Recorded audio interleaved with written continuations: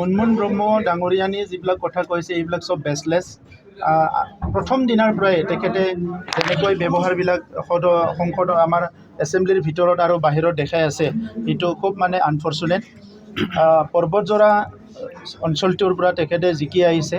পৰ্বতজৰাত বহুতখিনি কাম কৰিব লগা আছে। যোৱা 17 বছৰত চৰকাৰে দলং নবনালে, ৰাস্তা ঘাটবিলাক বনাব নোৱাৰিলে, তাত গৈ পেলাই থাকিবৰ কাৰণে এটা ভাল গেষ্ট হাউচ বনাব নোৱাৰিলে অফিচিয়েলবিলাকৰ কাৰণেও। চ' পৰ্বতজৰা অঞ্চলটো অতিকৈ পিছ পৰি আছে। ইয়াৰ দায়িত্বটো প্ৰথমে 17 বছৰেতো তেখেতৰ চৰকাৰ আছিলে।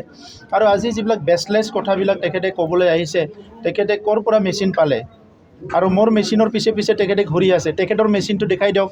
আগৰ চৰকাৰৰ দিনত যে 2900 crore যে মানে লাইবিলিটি কৰি থৈ গ'ল, কোনো এডমিনিষ্ট্ৰেটিভ এপ্ৰুভেল নোহোৱাকৈ কোটি কোটি টকাবিলাক যে খাই গ'ল আঁঠুৱা কম্বলৰ নামত, এইবিলাক দেখাই দিয়ক তেখেতসকলে। আজি যিটো চৰকাৰে ইমান ভালকৈ কাম কৰিবলৈ ওলাইছে, WPT বিভাগত যোৱা বছৰ আমি আঁঠুৱা কম্বল ছাপ্লাই দিয়া নাই। আমি যোৱা বছৰ যিমান পাৰোঁ ষ্টুডেণ্টৰ কাৰণে চাইকেল, যিমান যি লাগে ষ্টুডেণ্টৰ কাৰণে আমি কৰিবলৈ লৈছোঁ। WPT বিভাগৰ পৰা আমি যিটো আমাৰ পিক মিছনত আমি পইচা দিছোঁ 17 কোটি টকা।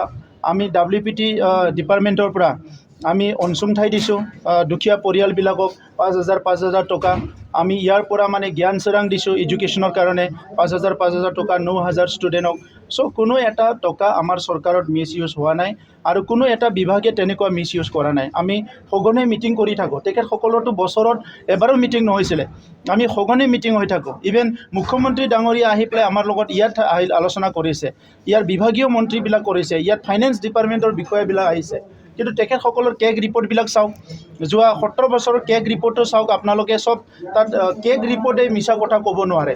চ' কেগ ৰিপৰ্টবিলাক আপোনালোকে চাওক, তেতিয়া দেখিবলৈ পাব কিমানখিনি কেলেংকাৰী তেখেতসকলে কৰিছে। আৰু এই নতুন 2015 কেগ ৰিপৰ্ট আহি আছে, আপোনালোকে দেখিবলৈ পাব তাত কি আছে কি নাই। নেক্সট হয়তো আমাৰ বাজেট ছেশ্যনত এইটো কেগ ৰিপৰ্টটো প্লেচ হ'ব। মই শুনিছোঁ যে এইটো প্ৰিণ্ট হ'ল এতিয়ালৈকে কেগ ৰিপৰ্টটো। যেতিয়া আহি পাই আপোনালোকে গম পাব, দেখিবলৈ পাব তাত কি আছে। চ' মইতো বিশ্বাস কৰোঁ যে সেই কেগ ৰিপৰ্টতে চব জল পট ওলাই যাব যে আগৰ চৰকাৰে কি কাম কৰিছিলে।